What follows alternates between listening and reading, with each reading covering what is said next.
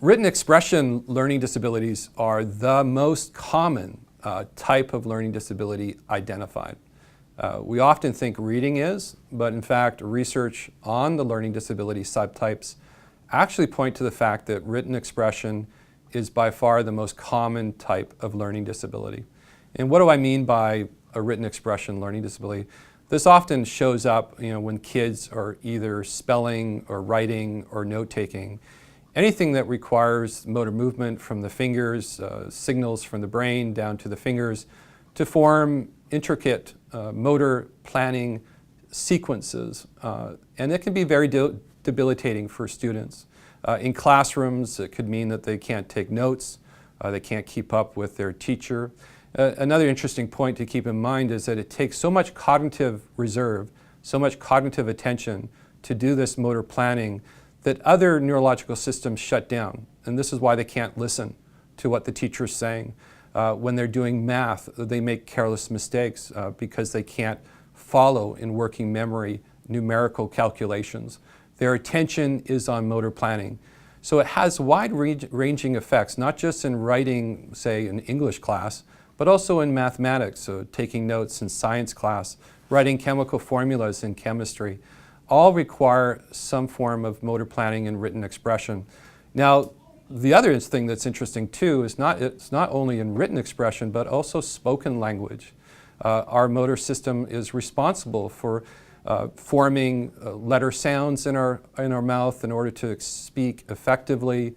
And speech-language pathologists have known this for a long, long time, how written expression is often overlapped with speech-language issues.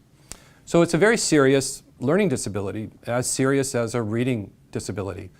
The approach over the last 2 decades, or mostly in the last 10 years, has been on bypassing this problem by providing technology like laptops and iPads in order so the child doesn't have to do this motor planning. All they have to do is press a button and the letter A appears. Now you think this is great news, that this makes life a lot easier, but the ramification I think is far greater in a negative sense, in that yes, okay, they're able to type their essays and feel very proud of themselves, but we're not addressing some of the other areas that affect them with motor planning, like speech issues. Careless errors in math can be an issue for them. And even trying to take notes in class. Yes, they have their keyboard, but certainly the motor system to be able to practice it improves brain functioning in a wide range of areas. So I think it's sort of important to go back sort of old school, where students used to practice script and repeat their letters over and over again.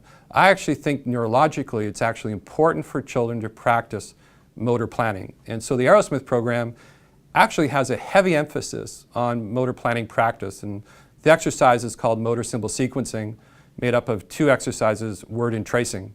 And students spend, could be up to 3 hours, 2 hours to 3 hours a day on practicing this motor planning. And we see it makes a huge difference academically for them and also managing themselves when they transition back into the regular public or private school. So written expression is serious. The Arrowsmith program takes it very seriously. We don't look at bypassing or providing technology or accommodations. We tackle this cognitive dysfunction head on, and students spend a lot of time on it, but it's well worth the effort, and students begin to see what it means for them in their life after the Arrowsmith program.